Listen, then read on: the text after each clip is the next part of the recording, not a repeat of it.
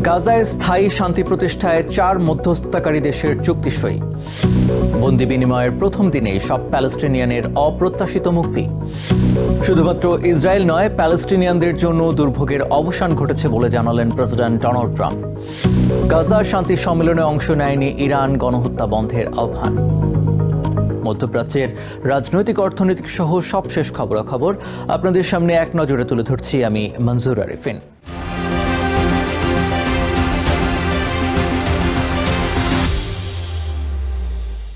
ইজিপ্টে গাজা শান্তি সম্মেলনে একটি গ্যারান্টার চুক্তি সই করেছে মধ্যস্থতাকারী 4 প্রভাবশালী দেশ।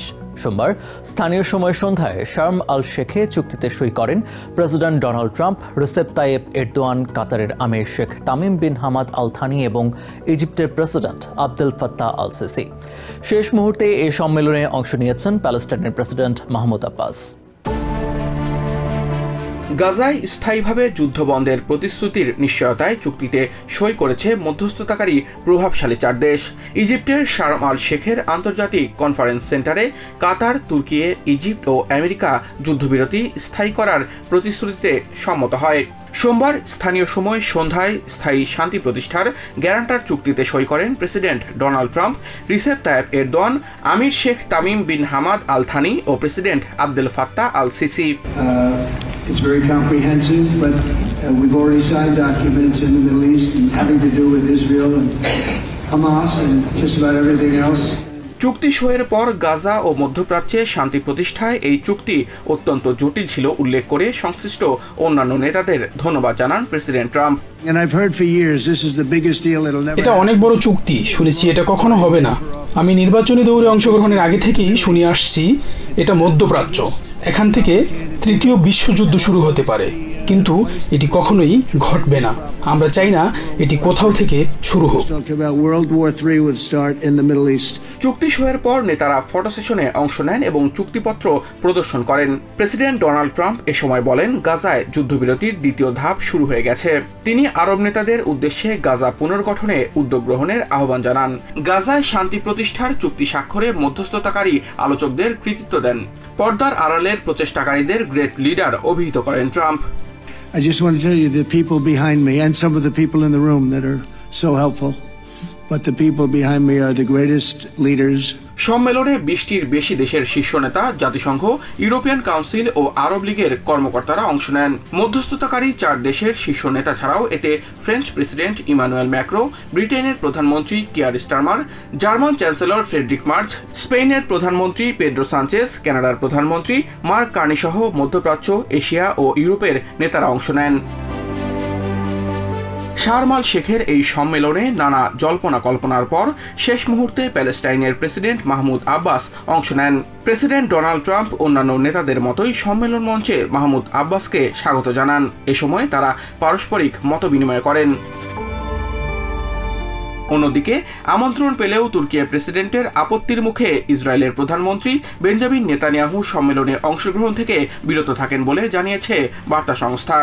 তবে টাইমস অব ইসরায়েল দাবি করছে, তুর্কির আপত্তির আগেই নেতানিয়াহু এই সিদ্ধান্ত নিয়েছিলেন। পৃথক প্রতিবেদনে ইসরায়েলি গণমাধ্যম চ্যানেল 12 জানিয়েছে, Mahmud Abbas, Recep Tayyip Erdogan সহ বিতর্কিত আরব ও মুসলিম নেতাদের সাক্ষাৎ এড়াতে ইজিপ্ট সফর করেননি নেতানিয়াহু। সামিউল বারি শিহাব, TVN 24 নিউজ ডেস্ক।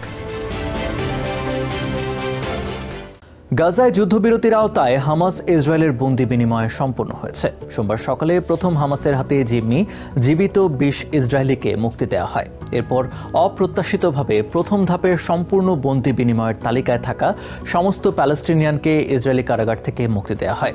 স্বজনদের ফিরে পেয়ে 2 ভূখণ্ডেই অভূতপূর্ব আবেগের পুনর্মিলন ঘটে। উল্লাসে মেতে ওঠে ইসরায়েল ও প্যালেস্টাইনের বাসিন্দারা। এ যেন ভগ্ন হৃদয়ের হাজারো মানুষের আনন্দঘন অভূতপূর্ব পুনর্মিলনের দিন। বছরের পর বছর ধরে ইসরায়েলের কারাগারে বন্দী হাজারো প্যালেস্টিনিয়ানের মুক্তির বিনিময়ে 2 বছর ধরে হামাসের হাতে জিম্মি থাকা 20 ইসরায়েলের মায়ের কোলে ফেরা 2 ভূখণ্ডেই এনে দিয়েছে বাঁধ ভাঙা উচ্ছ্বাস আর আনন্দের জোয়ার।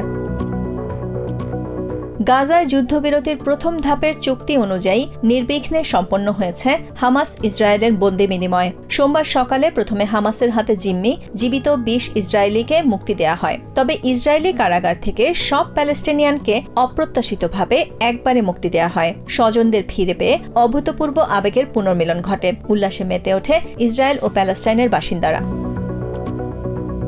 ইসরায়েলের জীবিত জিম্মিদের বিনিময়ে দেশটির কারাগারে বন্দী প্রায় ২,০০০ প্যালেস্টিনিয়ানের মধ্যে অর্ধেকের মুক্তির কথা ছিল প্রথম ধাপে। বাকিদের মুক্তি দেওয়ার পরিকল্পনা ছিল ২৮ জিম্মির মরদেহ পাবার পর। কিন্তু বন্দি বিনিময়ের প্রথম দিনেই ইসরায়েলের কারাগারে আটক রাখা ১,৯৬৮ জন প্যালেস্টিনিয়ানের মুক্তি গাজা ও ওয়েস্ট ব্যাংকে বাড়তি উদ্দীপনা সৃষ্টি করে। ২০২৩ সালের যুদ্ধ শুরুর পর গাজা থেকে আটক সহ কয়েক যুগ ধরে ইসরায়েলের কারাগারে থাকা প্যালেস্টিনিয়ানরাও এই মুক্তির তালিকায় রয়েছেন, যাদের মধ্যে ২৫০ জন যাবজ্জীবন কারাদণ্ডের সাজা ভোগ করছিলেন। সেই সব স্বজনদের স্বাগত জানাতে এদিন গাজা ও ওয়েস্ট ব্যাংকে সারিবদ্ধভাবে অভ্যর্থনা দেয় প্যালেস্টিনিয়ানরা। মুক্ত বাতাসে প্যালেস্টাইনের পতাকা উড়িয়ে উদযাপন করেন আনন্দঘন মুহূর্ত। এ মিলন মেলায় নিরাপত্তার দায়িত্ব সামাল দেয় হামাস সরকারের পুলিশ সদস্যরা। এ সময় নিজের খুশির কথা জানান মুক্তিপ্রাপ্ত বন্দীদের স্বজনরা। এই যুদ্ধ স্বজনদের ফিরে পাওয়ার জন্যই চলছিল। আমাদের দীর্ঘশ্বাস আকাঙ্ক্ষার প্রতিফলন ঘটিয়ে আল্লাহ আমাদের ইচ্ছা পূরণ করেছেন। আমরা আজ ভীষণ আনন্দিত। একজন মা হিসেবে এ এক অভূতপূর্ব সুখের অনুভূতি। আরো যারা বন্দী আছে, আল্লাহ তাদের বন্দী দশা থেকে মুক্ত করুন। অন্যদিকে জিম্মি স্বজনদের ফিরে পেয়ে বাঁধ ভাঙা উল্লাসে মেতে ওঠে ইসরায়েলি নাগরিকরাও। এদিন তেল আবিবে হাজার হাজার ইসরায়েলি জড়ো হন মুক্তিপ্রাপ্তদের স্বাগত জানাতে। স্বজনদের ফিরে পেয়ে উচ্ছ্বসিত আবেগ প্রকাশ করেন তারা।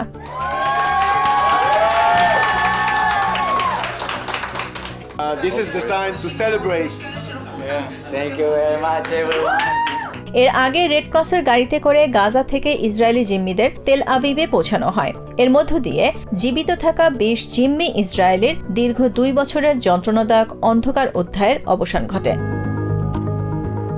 অন্যদিকে জিম্মি মুক্তির পর ইসরায়েলের কারাগারে যুগের পর যুগ বন্দী থাকা প্যালেস্টিনিয়ানদের বহনকারী গাড়িগুলো একের পর এক রামাল্লা এবং গাজায় প্রবেশ করে, যাদেরকে ঠুনকো অজুহাতে জীবনের বড় একটা সময় তাদের অন্যায়ভাবে ইসরায়েলের কারাগারে আটকে রাখা হয়েছিল। Nahid Sihan, TVN24 news desk. গাজায় যুদ্ধবিরতির বাস্তবায়নে হামাস ইসরায়েলের বন্দি বিনিময়ের পর জিম্মি মুক্তি উদযাপনে জেরুজালেমে সফর করেছেন প্রেসিডেন্ট ডোনাল্ড ট্রাম্প। সোমবার স্থানীয় সময় দুপুরে ইসরায়েলের পার্লামেন্ট নেসেটে জিম্মিদের স্বজনদের সঙ্গে সাক্ষাৎ করেন এবং ভাষণ দেন ট্রাম্প। নেসেটের ভাষণে মধ্যপ্রাচ্যে শান্তির প্রত্যাশা পুনর্ব্যক্ত করেন তিনি। জিম্মিদের মুক্তির কথা উল্লেখ করে ট্রাম্প বলেন, অবশেষে কেবল ইসরায়েলি নয়, প্যালেস্টিনিয়ানদের জন্য দীর্ঘ বেদনার দুঃস্বপ্নের অবসান ঘটেছে।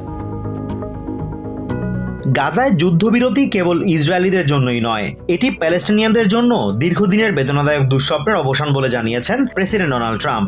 সোমবার জেরুজালেমে ইসরায়েলের পার্লামেন্ট নেসেটে দেয়া ভাষণে ট্রাম্প আরও বলেন, এটি মধ্যপ্রাচ্যে উজ্জ্বল ভবিষ্যতের সুযোগ। But now at last, not only for Israelis but also for Palestinians and for many others, the long and painful nightmare is finally over. And a beautiful and much brighter future. একটি সুন্দর এবং উজ্জ্বল ভবিষ্যৎ হাতের নাগালের মধ্যে উপস্থিত হয়েছে। Israel এবং সমগ্র মধ্যপ্রাচ্যের জন্য এখন অত্যন্ত রোমাঞ্চকর সময়। কয়েক দশক ধরে বিশৃঙ্খলা, সন্ত্রাস এবং ধ্বংসের বার সমগ্র মধ্যপ্রাচ্যকে জর্জরিত করে রেখেছিল, যা এখন দুর্বল, বিচ্ছিন্ন এবং সম্পূর্ণরূপে পরাজিত। Isolated and totally defeated. যুদ্ধবিরতি বাস্তবায়নে হামাস ইসরায়েলের বন্দি বিনিময়ের পর জিম্মি মুক্তি উদযাপনে জেরুজালেম সফর করেন প্রেসিডেন্ট ট্রাম্প। এদিন দুপুরে ইসরায়েলের পার্লামেন্ট নেসেটে জিম্মিদের স্বজনদের সাথে সাক্ষাৎ করেন তিনি। এদিন সকালে জীবিত ২০ ইসরায়েলি জিম্মিকে মুক্তি দেয় হামাস। অন্যদিকে ইসরায়েলি কারাগারে বন্দী ১,৯৬৮ জন প্যালেস্টিনিয়ানকে মুক্তি দেয়া হয়। নেসেটে এদিন প্রেসিডেন্ট ট্রাম্পকে স্বাগত জানিয়ে বক্তব্য দেন ইসরায়েলের প্রধানমন্ত্রী বেঞ্জামিন নেতানিয়াহু। তিনি প্রেসিডেন্ট ট্রাম্পের ব্যাপক প্রশংসা করেন। জিম্মিদের মুক্তি ও যুদ্ধবন্ধের কৃতিত্বের জন্য ট্রাম্পের প্রতি কৃতজ্ঞতা প্রকাশ করেন তিনি। We welcome you here president Trump প্রায় সমগ্র বিশ্বের সমর্থন পাওয়া একটি প্রস্তাব পেশ করার জন্য আপনার নেতৃত্বের প্রতি কৃতজ্ঞতা জানাই। এটি এমন প্রস্তাব যা আমাদের সব জিম্মিদের ফিরিয়ে আনবে এবং সমস্ত লক্ষ্য অর্জনের মাধ্যমে যুদ্ধের অবসান ঘটাবে। এটি আমাদের অঞ্চলে এবং বাইরেও শান্তি সম্প্রসারণের দ্বার উন্মুক্ত করবে। এ সময় ট্রাম্পকে সবচেয়ে ভালো বন্ধু উল্লেখ করে শান্তির প্রতি প্রতিশ্রুতিবদ্ধ থাকবেন বলেও জানান প্রধানমন্ত্রী Netanyahu. President Donald Trump Israel রাষ্ট্রের সবচেয়ে ভালো বন্ধু। আপনি শান্তির প্রতি প্রতিশ্রুতিবদ্ধ, আমিও শান্তির প্রতি প্রতিশ্রুতিবদ্ধ। আমরা একসাথে এই শান্তি অর্জন করব। নেসেটে প্রেসিডেন্ট ট্রাম্পের প্রশংসা করে ইসরায়েলের বিরোধী দলীয় নেতা ইয়ার লাপিডও বক্তব্য দেন। তিনি বলেন তারা এই ঐতিহাসিক মুহূর্তটির জন্য 2 বছর ধরে অপেক্ষা করছিলেন। এর জন্য কৃতজ্ঞতা স্বরূপ ট্রাম্পকে প্রেসিডেন্ট অফ পিস অভিহিত করে লাপিড বলেন নোবেল কমিটি তাকে এবার শান্তি পুরস্কার না দিয়ে ভুল করেছে, তবে পরবর্তী বছর তার বিকল্প থাকবে না। They will have no choice, Mr. President. They will have to award it to you next year. Azimur Rashid Kanak, TVN 24 news desk. গাজায় স্থায়ীভাবে যুদ্ধ শেষ করার লক্ষ্যে ইজিপ্টে চলমান শান্তি সম্মেলনে অংশ নেয়নি ইরান। বিষয়টি নিশ্চিত করেছে দেশটির পররাষ্ট্র মন্ত্রণালয়। মন্ত্রণালয়ের মুখপাত্র ইসমাইল বাঘাই বলেছেন, শার্ম আল শেখের শীর্ষ সম্মেলনে তেহরানের অংশ নেয়ার কোনো পরিকল্পনা নেই। সোমবার রাষ্ট্রীয় বার্তা সংস্থা ইরনাকে দেয়া এক প্রতিক্রিয়ায় তিনি বলেন, গাজায় গণহত্যা বন্ধ এবং দুর্ভোগ লাঘবের যে কোনো উদ্যোগকে ইরান সমর্থন করে। এর আগে পররাষ্ট্রমন্ত্রী আব্বাস আরাকচি সোমবার এক এক্স পোস্টে সম্মেলনে আমন্ত্রণ জানানোর জন্য ইজিপ্টের প্রেসিডেন্ট আবদেল ফাত্তাহ আল সিসির প্রশংসা করেন। তবে আমেরিকার দিকে ইঙ্গিত করে তিনি জানান, ইরানি জনগণের ওপর যারা আক্রমণ এবং নিষেধাজ্ঞা জারি করেছে তাদের সঙ্গে বৈঠকে তিনি এবং ইরানের প্রেসিডেন্ট মাসুদ পেজেশকিয়ান অংশ নেবেন না। এক নজরে প্রতিদিন মধ্যপ্রাচ্যের খবর জানতে চোখ রাখুন TVN 24 নিউজ নেটওয়ার্কের ইউটিউব এবং ফেসবুক পেজে। নিউ ইয়র্ক থেকে সম্প্রচারিত TVN 24 টেলিভিশন বিশ্বজুড়ে বাঙালির কণ্ঠস্বর।